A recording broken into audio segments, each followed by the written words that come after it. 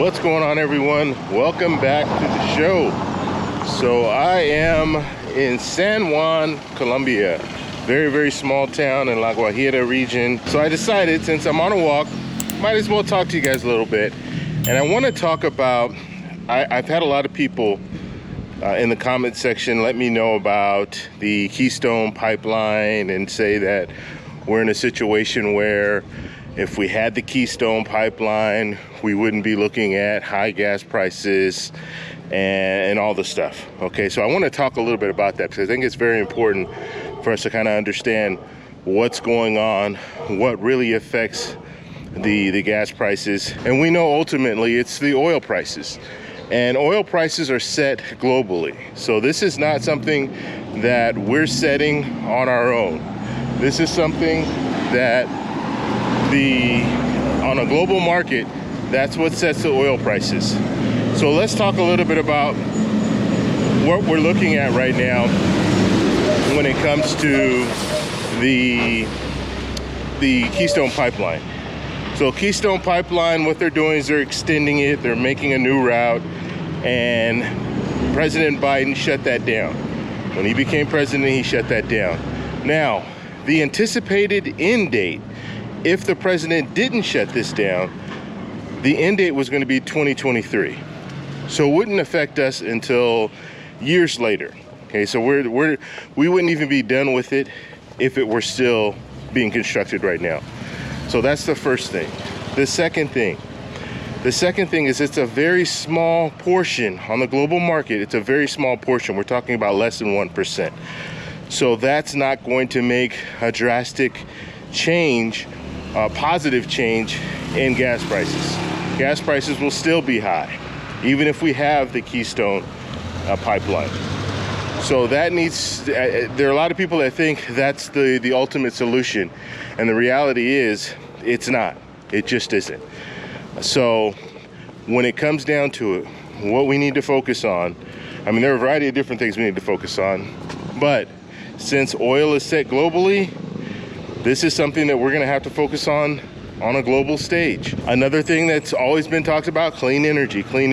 So we're gonna have to really start focusing on that in this country, because if we don't, we're gonna be looking at situations like this happen over and over and over again because we are reliant too much on oil.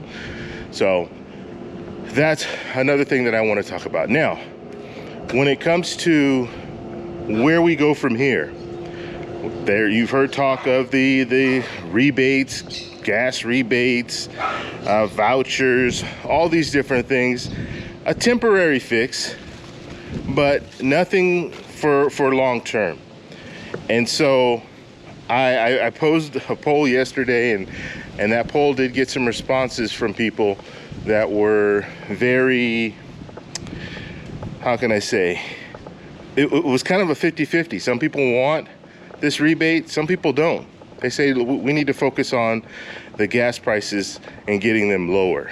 That's probably the hardest thing that we can do at this point, but still you have people that want to do that. I myself want to focus on gas prices. I think we need to really get those prices down. And so once we do that, then we can start looking at some of the other things that are out there, some of the other benefits.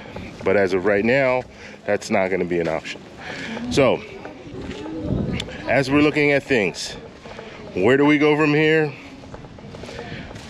Only time will tell. We have some oil reserves.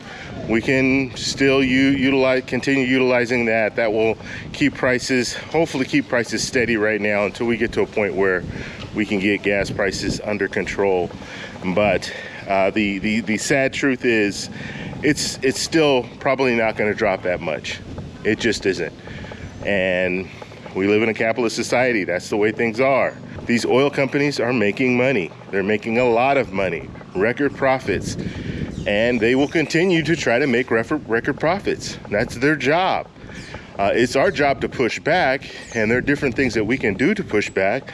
Like we can boycott certain things. We can refuse to travel as much. We can refuse to do a lot of things that will hurt the oil industry, and maybe at that point they'll start realizing, okay, let's start let's start making some sacrifices as far as we can't just keep take. We're gonna have to give a little bit, or we're gonna be out. Well, they'll never be out of business, but their profits will be even less if the American people stand up and say, look, you know what? I'm not traveling anymore, or I'm not doing this, or I'm not doing that. So we'll have to see where that goes, but there's a lot of stuff that's on the table right now, and I just wanted to address this topic that keeps coming up about the Keystone pipeline.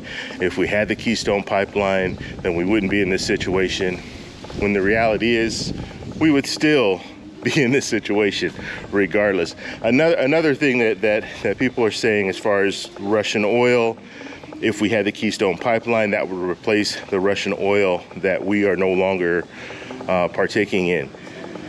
And that's true. So let's just put numbers out there. 800,000 barrels is what they're talking about right now. So that 800,000 barrels that we were receiving from Russia, the Keystone pipeline could replace that. That's good. But like I said again, it's a global market. So what that means is all the different countries that were buying oil from Russia, they are affecting that global price of oil. And so because of that, it's not going to make that much of an impact. We were taking a very, very small, less than 1%, very, very small percentage that we were taking when it came to buying from Russia. Okay, so because it's such a small number, it's not really going to have an impact or a huge impact on us. So just wanted to put that out there. I'd like to know what you guys think about this. So let me know down below. Do you think if we move forward with the Keystone pipeline that we'll all be okay? Or do you think more needs to be done? Let me know in the comment section below. If you like this video, please give me a thumbs up. Please subscribe for more, and I'll talk to you in the next one. Bye.